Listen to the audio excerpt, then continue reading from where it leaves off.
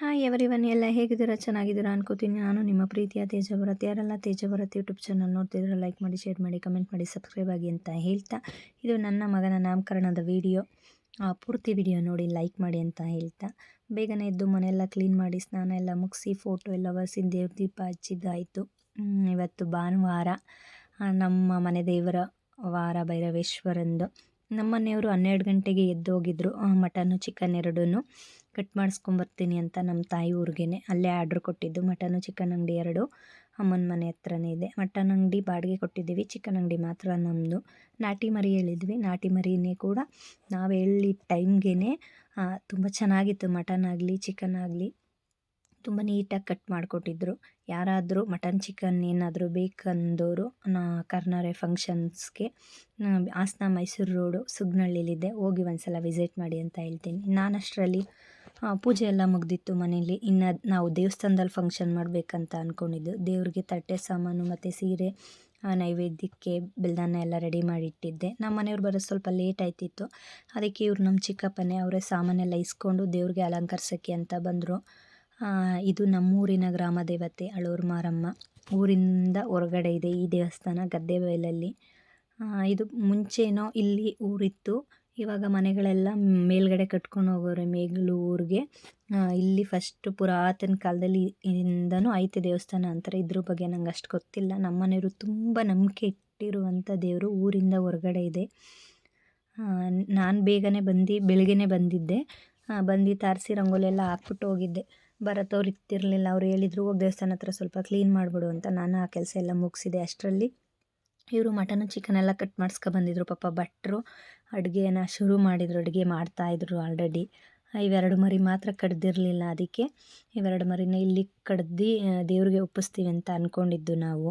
ಅಮ್ಮವ್ರು ಯಾರೂ ಇನ್ನೂ ರೆಡಿಯಾಗಿರಲಿಲ್ಲ. ಏನು ಮಾಡೋದು, ಇನ್ನು ಟೈಮ್ ಆಗಿಬಿಡುತ್ತೆ ಪೂಜೆಗೆ, ಇನ್ನು 12 ಗಂಟೆ ಅಷ್ಟೊತ್ತಿಗೆ ಎಲ್ಲ ರೆಡಿ ಆಗಬೇಕು ಅಂತ. ಅವ್ರು ಯಾರೂ ಬರಲಿಲ್ಲ. ನಾನು ಬರೋದು ಮತ್ತು ನನ್ನ ಮಗ ನನ್ನ ಮಗಳು ಮಾತ್ರ ಬಂದ್ವಿ ಈಗ ಪೂಜೆಗೆ.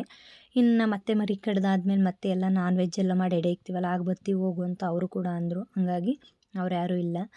ನಾನು ಭರತ್ ಮತ್ತು ಸಿರಿ ನನ್ನ ಮಗ 4 ಜನನು ದೇವ್ರಿಗೆ ಪೂಜೆ ಮಾಡಿದ್ವಿ. ದೇವರು ನಾವು ಅಂದ್ಕೊಂಡಂಗೆ ನಮಗೆ ಒಳ್ಳೇದು ಮಾಡೈತೆ. ಅದಕ್ಕೆ ನಾವು ಕೂಡ ದೇವ್ರಿಗೆ ಏನು ಅಂದ್ಕೊಂಡಿದ್ದೋ ಆ ಫಂಕ್ಷನ್ನ ಮಾಡ್ತಾಯಿದ್ದೀವಿ. ನಾವೇ ಫಸ್ಟು ಇಲ್ಲಿ ಫಂಕ್ಷನ್ ಮಾಡ್ತಾ ಇರೋದು. ಇಲ್ಲಿ ಮೇ ತಿಂಗಳಲ್ಲಿ ಹಬ್ಬನ ಮಾಡ್ತಾರೆ ಮಾರಮ್ಮಂದು, ಅಳೂರು ಮಾರಮ್ಮನ ದೇವಸ್ಥಾನದಲ್ಲಿ. ನೋಡಿ ಇವಾಗ ಮರಿ ಕಡಿಬೇಕು ಅಂತ ಇವೆರಡು ಜೋಡಿ ಮರಿ ಬಿಟ್ಟಿದ್ವಲ್ವ, ಇದನ್ನು ಕಡಿದ್ರು. ಒಂದೇಟಕ್ಕೆ ಕಡಿದ್ರು. ಇವರೇ ಜಾಸ್ತಿ, ಇವರು ಮತ್ತು ನಮ್ಮ ಮನೆಯವರು ಇಬ್ಬರೇ ಹಬ್ಬಗಳಲ್ಲಿ ಮರಿನ ಒಯ್ಯೋದು. ನಾವು ಅಂದ್ಕೊಂಡಂಗೆ ಒಂದೇ ಏಟಿಗೆ ದೇವ್ರಿಗೆ ಕಡಿದ್ರು ಇವರು. ನೋಡಿ ಒಂದ್ಸಲ ಹಿಂಗೆ ಅದ್ರಾಡ್ಬಿಡ್ತು, ಅವರು ನಿಲ್ಲಿಸಿದ್ರು. ಮತ್ತು ಇವಾಗ ಒಂದೇ ಏಟಿಗೆ ಕಡ್ದು ಹಾಕಿದ್ರು ಮರಿನ. ನಂಗೆ ತುಂಬ ಖುಷಿ ಆಯಿತು ನೋಡಿ. ಅಷ್ಟರಲ್ಲಿ ಭಟ್ರು ಮಟನ್ ಚಿಕನ್ ತರೋಷ್ಟೊತ್ತಿಗೆ ಎಲ್ಲ ರೆಡಿ ಮಾಡ್ಕೊಂಡಿದ್ರು.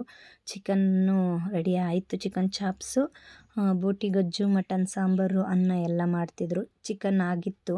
ಒಂದು ಸೈಡು ಇದನ್ನ ಗ್ಯಾಸ್ ಮೇಲೆ ಚಿಕನ್ ಮಾಡಿದ್ರು.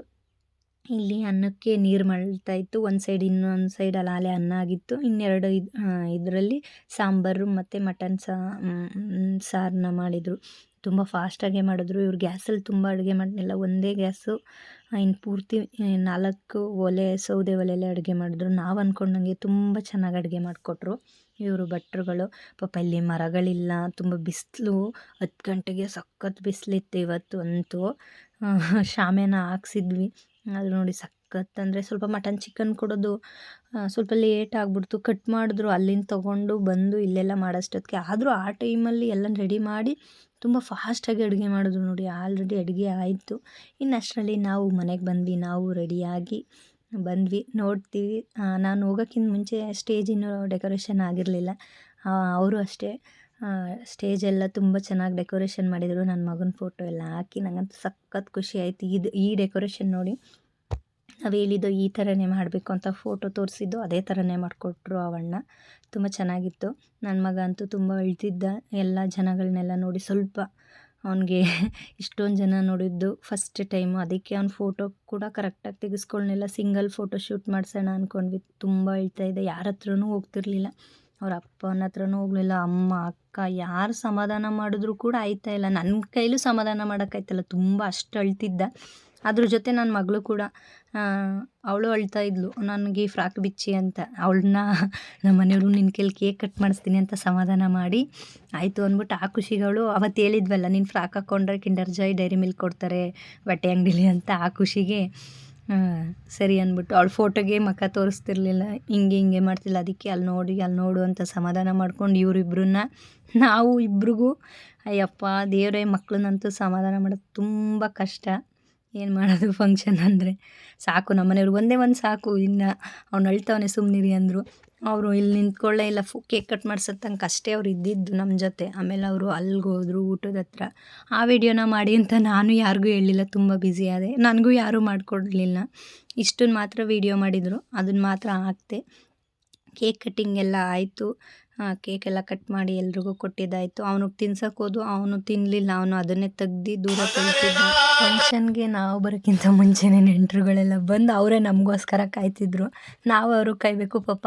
ನಮ್ಮ ಫ್ಯಾಮಿಲಿ ಆಗಿರ್ಬೋದು, ನಮ್ಮ ಹಸ್ಬೆಂಡ್ ಫ್ಯಾಮಿಲಿ ಆಗಿರ್ಬೋದು, ರಿಲೇಷನ್ಗಳಾಗಿರ್ಬೋದು, ಪ್ರತಿಯೊಬ್ಬರು ಕೂಡ ಬಂದು ಕಾಯ್ತಿದ್ರು. ನನ್ನ ತಂಗಿರಂತೂ ಫೋನ್ ಮಾಡ್ತಾಯಿದ್ರು, ಎಲ್ಲಿದ್ದೀಯಾ, ಬಂದೇ ಇಲ್ಲ ನೀನು, ಇನ್ನೂ ನಾವೆಲ್ಲ ಇಲ್ಲಿಗೆ ಬಂದಿದ್ದೀವಿ ಅಂತ.